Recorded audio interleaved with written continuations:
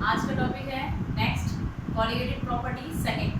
Okay, last time हमने पढ़ा था कि कॉलिगेटिव प्रॉपर्टी क्या होती है। तो कॉलिगेटिव प्रॉपर्टी क्या होती है एक बार फिर से देख लेते हैं। कॉलिगेटिव प्रॉपर्टी रिमाइंड कर लेते हैं कि कॉलिगेटिव प्रॉपर्टीज वो प्रॉपर्टीज होती हैं जो अमाउंट ऑफ सॉल्यूट पर डिपेंड करती हैं और सॉल्यूट के नेचर पर डिपेंड नहीं करती हैं। ठीक है, which depend upon the amount of solute and does not depend upon the nature of the solute। Okay, तो आपकी फर्स्ट कॉलिगेटिव प्रॉपर्टी हो चुकी है। सेकंड है वेपर प्रेशर था उसमें। सेकंड कॉलिगेटिव प्रॉपर्टी है आपका elevation in boiling point of solution. क्या है? Elevation in boiling point of solution. Okay, तो यहाँ सबसे पहले हमें डिफाइन करना होगा कि बॉइलिंग पॉइंट क्या होता है। अभी तक आपने पढ़ा था कि बॉइलिंग पॉइंट वो टेम्परेचर होता है जिसमें कोई सब्सटेंस बॉइल करना स्टार्ट करता है, यही होता है। बट यहाँ पर हम बॉइलिंग पॉइंट की डेफिनेशन पढ़ेंगे in terms of vapour pressure. इसकी टर्म में पढ़ेंगे वेपर प्रेशर। यहाँ पर कर रहे हैं तो वेपर प्रेशर की टर्म में हम यहाँ पढ़ेंगे कि आपका बॉइलिंग पॉइंट होता क्या है। तो बॉइलिंग पॉइंट क्या होता है? बॉइलिंग पॉइंट वो टेम्परेचर होता है जिस पर किसी सब्सटेंस का जो वेपर प्रेशर है वो एटमॉस्फेरिक प्रेशर के बराबर होता है। ठीक है, तो कैसे डिफाइन करेंगे बॉइलिंग पॉइंट को? The temperature at which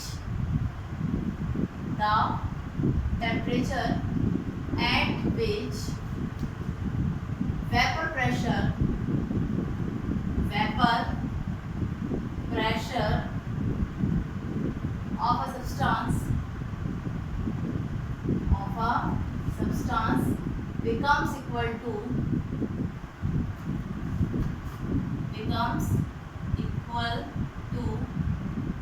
1 atmospheric pressure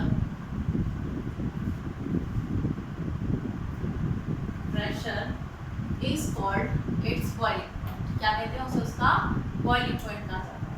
ठीक है, देखिए कैसे करते हैं हम इसको, कैसे समझते हैं इसको। चलिए देखते हैं कि ये कैसे है। पहले इसके लिए ग्राफ बनाते हैं। क्या बनाते हैं? ग्राफ। यहाँ पर वेपर प्रेशर है,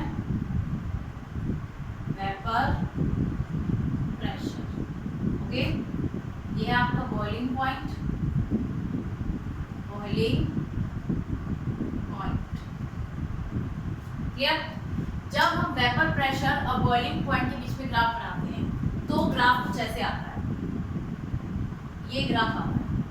ठीक है, इसके लिए प्योर सॉल्वेंट, प्योर सॉल्वेंट। ठीक है, प्योर सॉल्वेंट के लिए क्या ग्राफ आता है? ये ग्राफ आता है। क्लियर। अब आपको ये पहले पता है, पहले बता चुके हैं कि जो प्योर सॉल्वेंट होता है जिसको हमने ए माना था, जो प्योर सॉल्वेंट होता है ए, उसका वेपर प्रेशर जो होता है वो हाई होता है। उसका वेपर प्रेशर क्या होता है? हाई, क्योंकि ये इजीली अपने वेपर्स में कन्वर्ट हो जाते हैं। जब इनको थोड़ा टेम्परेचर दिया जाता है तो ये इजीली अपने वेपर्स में कन्वर्ट हो जाता है, जो प्योर सॉल्वेंट होता है।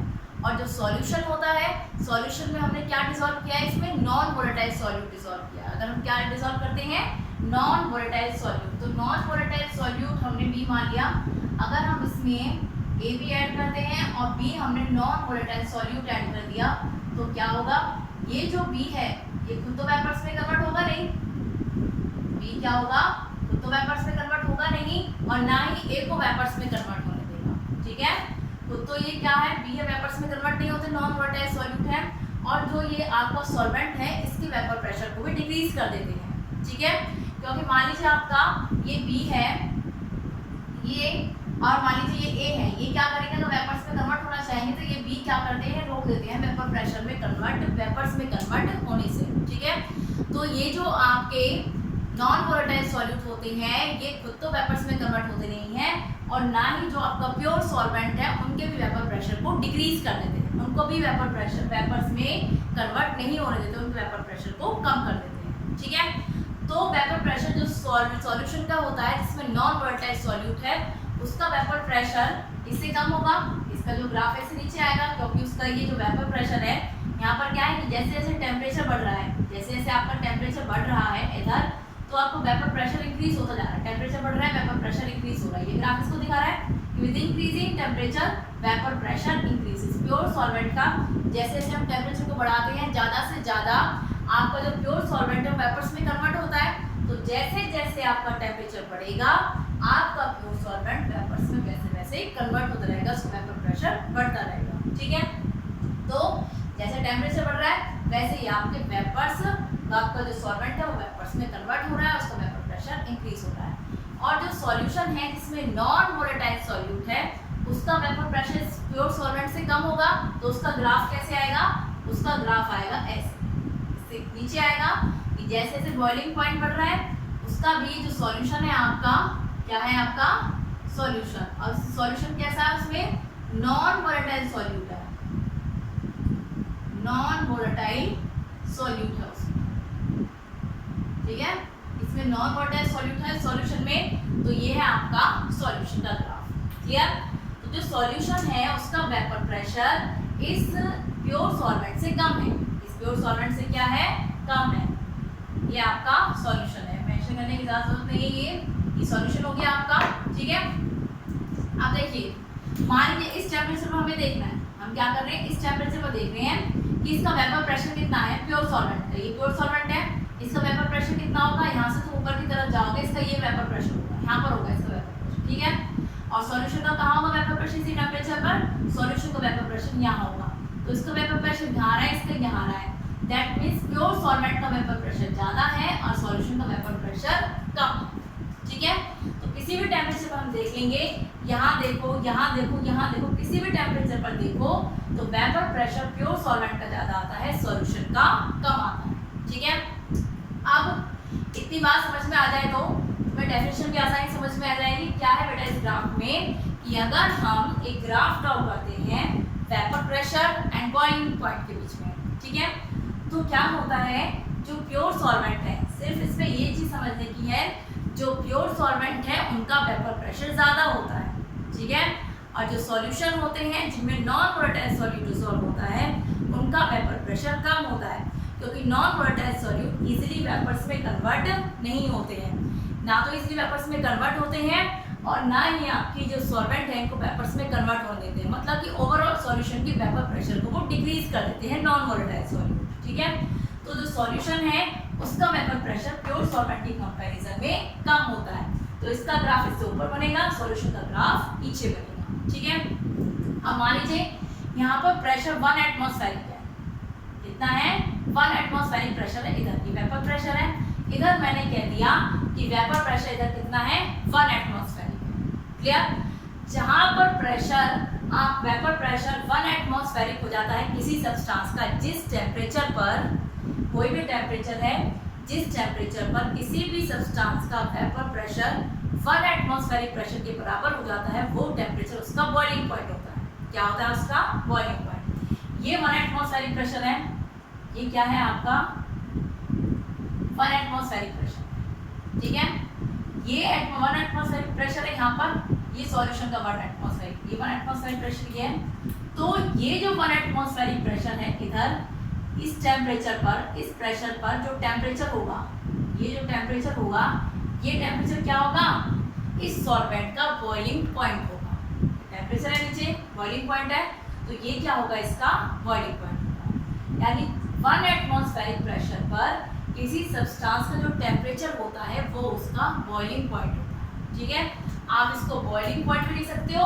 आप इसे टेम्परेचर भी लिख सकते हो, आगे समझ में? ठीक है, तो 1 एटमॉस्फेरिक प्रेशर पर किसी सब्सटेंस का जो टेम्परेचर होता है उसका वेपर प्रेशर, किसी सब्सटेंस का वेपर प्रेशर जब 1 एटमॉस्फेरिक प्रेशर के बराबर हो जाता है, उस टाइम का जो टेम्परेचर होता है उसे उसका बॉइलिंग पॉइंट कहते हैं। ठीक है, तो ये इसका बॉइलिंग पॉइंट हो गया। और सॉल्यूशन का बॉइलिंग पॉइंट क्या होगा, सॉल्यूशन का बॉइलिंग पॉइंट ये होगा इधर। ठीक है, जो सॉल्वेंट का बॉइलिंग पॉइंट है उसको हम दिखाएंगे T0B से, इसे दिखाएंगे हम T0B, और जो सॉल्यूशन का बॉइलिंग पॉइंट है उसको दिखाएंगे हम TB से।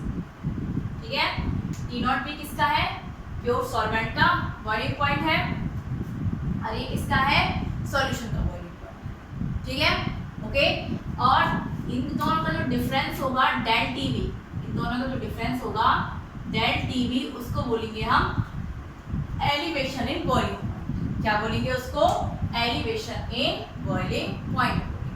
ठीक है, अब देखिए जो आपका प्योर सॉल्वेंट है वो इजीली वेपर्स में कन्वर्ट हो जाता है, यानी इजीली उसका जो वेपर प्रेशर है वो 1 एटमॉस्फेरिक प्रेशर के बराबर हो जाएगा। ठीक है, किसी भी कंटेनर में जब हम किसी भी सब्सटेंस को बॉईल करना स्टार्ट करते हैं वेपर्स बनते हैं उसमें, ठीक है, धीरे धीरे भाप बनती है और ऊपर से लगता है एटमॉस्फेरिक प्रेशर। ऊपर से क्या लगता है? एटमॉस्फेरिक प्रेशर लगता है ऊपर से, ठीक है। जो एटमॉस्फेरिक प्रेशर है, जब धीरे धीरे भाप बनती है तो उसको दबाव डालती है, प्रेशर डालती है, उन वेपर्स को जो बनते हैं उन पर क्या डालती है? प्रेशर डालती है। पर जैसे जैसे टेम्परेचर बढ़ता है वेपर्स बनने स्टार्ट होते हैं और ज़्यादा जब वो वेपर्स का प्रेशर एटमॉस्फेरिक प्रेशर के बराबर हो जाता है, जब वेपर्स का प्रेशर एटमॉस्फेरिक प्रेशर के बराबर हो जाता है, वेपर्स क्या करने स्टार्ट हो जाते हैं? और ज़्यादा बढ़ने स्टार्ट हो जाते हैं। तो वो बाहर निकलने स्टार्ट हो जाते हैं एटमॉस्फेयर में। तो वो जो टेम्परेचर है जिस पर वेपर का प्रेशर एटमॉस्फेरिक प्रेशर के बराबर हो जाता है, उस टेम्परेचर को हम उसका बॉइलिंग पॉइंट कहते हैं, ठीक है। तो प्योर सब्सटेंस जो प्योर सॉल्वेंट है आपका, वो तो इजीली वेपर्स में कन्वर्ट हो जाता है, तो इसलिए उसका बॉइलिंग पॉइंट कम होता है। और जो सॉल्यूशन है वो इजीली वेपर्स में कन्वर्ट नहीं होता, हमें और हीट करना पड़ता है और टेम्परेचर देना पड़ता है उसको, और टेम्परेचर देना पड़ता है, तो टेम्परेचर बहुत हाई हो जाता है तभी वेपर्स में कन्वर्ट होते हैं, ठीक है।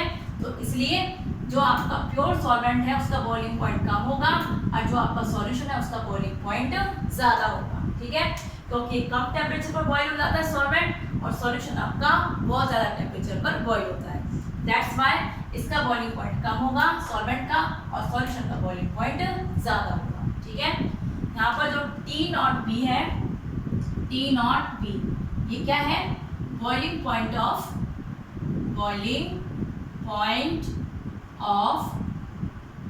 किसका है? ये सॉल्वेंट का, क्लियर। और TB जो है वो किसका बॉइलिंग पॉइंट है? Boiling point of solution, clear. और जो डेल TB है ये क्या है? Elevation in boiling point, elevation in boiling point, okay, ठीक है। तो ये यहाँ पर आपको याद रखना है। अगर हम यहाँ से डेल TB निकालते हैं, क्या निकालते हैं हम यहाँ से? डेल TB अगर हम यहाँ से निकालें, ये जो डेल TB है आपका डेल TB, तो वो क्या होगा बेटा? TB minus T0B, TB minus T0B। ज़्यादा क्वांटिटी में से कम क्वांटिटी लेस करते हैं तो ये ज़्यादा टेम्परेचर है TB और ये कम है T0B, तो क्या हो जाएगा? TB माइनस T0B हो जाएगा। और ये डेल TB क्या है यहाँ पर? एलिवेशन इन बॉइलिंग पॉइंट, ठीक है। क्या है? Elevation in boiling point. ये जो टर्म एलिवेशन है ये इसका मतलब होता है इंक्रीज। क्या मतलब होता है इसका? इंक्रीज, ठीक है। कि वेपर बॉइलिंग, इसका मतलब क्या होता है? Increase in boiling point. क्या होता है? Increase in boiling point. कि जब हम किसी भी सॉल्यूशन में नॉन वोलेटाइल सॉल्यूट डालते हैं तो उससे उसका बॉइलिंग पॉइंट इंक्रीज हो जाता है। क्या हो जाता है? इंक्रीज। तो एलिवेशन इंक्रीज होता है बॉइलिंग पॉइंट ऑफ सॉल्यूशन, ठीक है। तो कॉलिगेटिव प्रॉपर्टी कौन सी होती है? जो सॉल्यूट पर डिपेंड करती है। ये कॉलिगेटिव प्रॉपर्टी का टाइप है। तो सॉल्यूट हम कैसा ले लें? नॉन वोलेटाइल सॉल्यूट ले लें। कॉलिगेटिव प्रॉपर्टी सॉल्यूट पर डिपेंड करती है, ठीक है। कितना अमाउंट ऑफ सॉल्यूट लिया। सॉल्यूट हम कैसा यूज कर रहे हैं? Non volatile. तो नॉन वोलेटाइल सॉल्यूट को किसी सॉल्यूशन में अगर डाला जाता है तो उससे उसका बॉइलिंग पॉइंट इंक्रीज हो जाता है। क्या हो जाता है? इंक्रीज। तो इसलिए इसका क्या नाम है? Elevation in boiling point. That means increase in boiling point due to non volatile solute, ठीक है। तो ये हो गया एलिवेशन इन बॉइलिंग पॉइंट। आगे तो समझ में बॉइलिंग पॉइंट की डेफिनेशन और इतना ये ग्राफ से इसको कैसे शो करेंगे। डेल TB क्या है, TB क्या है और T0B क्या है, क्लियर। अब यहाँ पर डेल TB पता चल गया आपको, एलिवेशन इन बॉइलिंग पॉइंट है डेल TB, ठीक है। चलिए, एक्सपेरिमेंटली पाया जाता है, एक्सपेरिमेंटली कि जो ये डेल TB होता है, del TB is directly proportional to molarity small m। इसके डायरेक्टली प्रोपोर्शनल होता है मोलारिटी के डायरेक्टली प्रोपोर्शनल होता है, ठीक है। मोलारिटी क्या होती है भाई? Del TB is directly proportional to molarity क्या होती है? Number of moles of solute upon में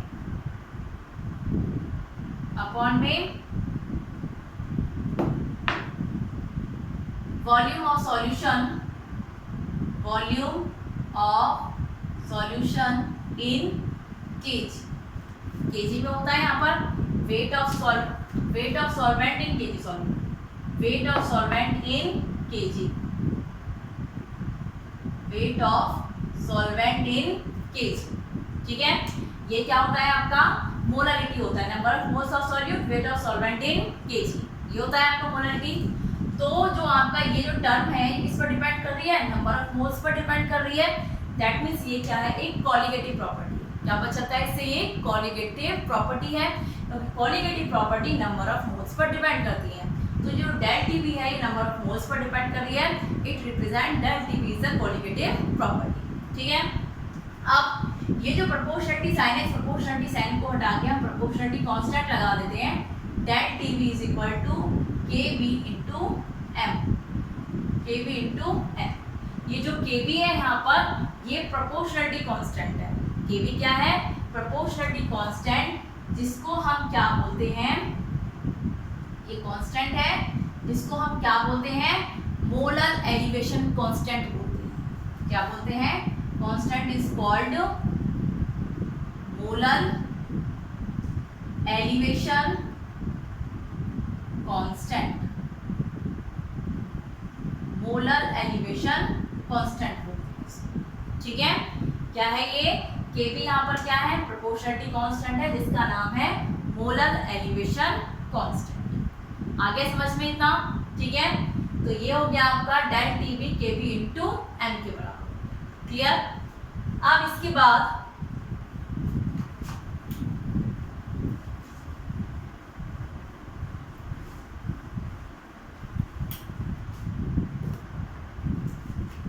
अगर हम व्हेन जब मोलारिटी आपकी m इज इक्वल टू 1 है, यूनिटी है, m इज इक्वल टू क्या है आपका, ये जो है इसमें m क्या ले लिया हमने, m यूनिटी ले लिया, तो kb क्या होगा आपका, kb is equal to del TB के बराबर हो जाएगा।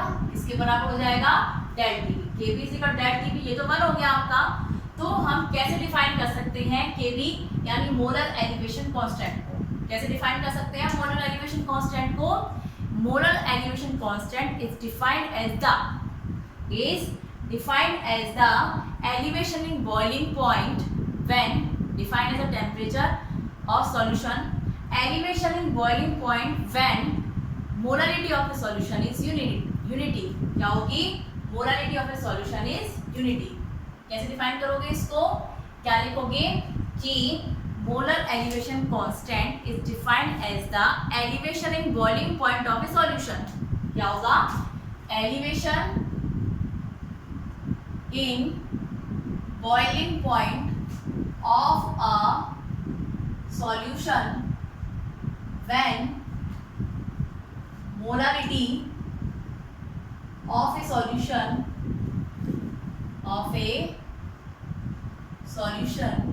is unity. यूनिटी मतलब क्या होता है, 1। यूनिटी मतलब क्या होता है, 1 होता है। ठीक है, ओके। कि किसी भी सॉल्यूशन के बॉइलिंग पॉइंट में इंक्रीज होता है, कि elevation in boiling point of A solution, जब किसी सॉल्यूशन का बॉइलिंग पॉइंट इंक्रीज होता है, कब, जब उसकी मोलारिटी क्या होती है, 1 होती है। तो किसी भी सॉल्यूशन की मोलारिटी जिस टाइम पर 1 होती है, उस टाइम उसका जो बॉइलिंग पॉइंट होता है, उस बॉइलिंग पॉइंट को हम क्या कहते हैं, उसका मोलर एलिवेशन कांस्टेंट बोला जाता है। ठीक है, किसी सॉल्यूशन की मोलारिटी क्या होता है, 1 हो, उस टाइम उसका जो बॉइलिंग पॉइंट होता है, उस बॉइलिंग पॉइंट को हम क्या कहते हैं, मोलर एलिवेशन कांस्टेंट कहते हैं। क्लियर। तो ये हो गया आपका molar elevation constant Kb is equal to del TB, जब आपका m इज इक्वल टू 1 होता है, यानी मोलारिटी 1 होती है। क्लियर। ठीक है, तो ये हो गया आपका elevation in boiling point. Elevation meaning होता है इंक्रीज। ओके, नेक्स्ट हम करेंगे कि सॉल्यूट का मास हम कैसे निकालेंगे एलिवेशन इन बॉइलिंग पॉइंट से। ठीक है, डिटर्मिनेशन ऑफ या calculation of mass of solute, molar mass of solute from elevation in boiling point. Next topic. Okay, next topic क्या है आपका, कि नेक्स्ट लिखिए calculation of calculation of molecular mass of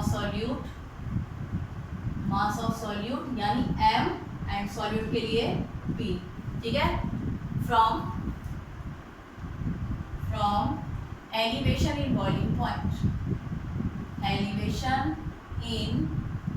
boiling point of solution, boiling point of solution, okay.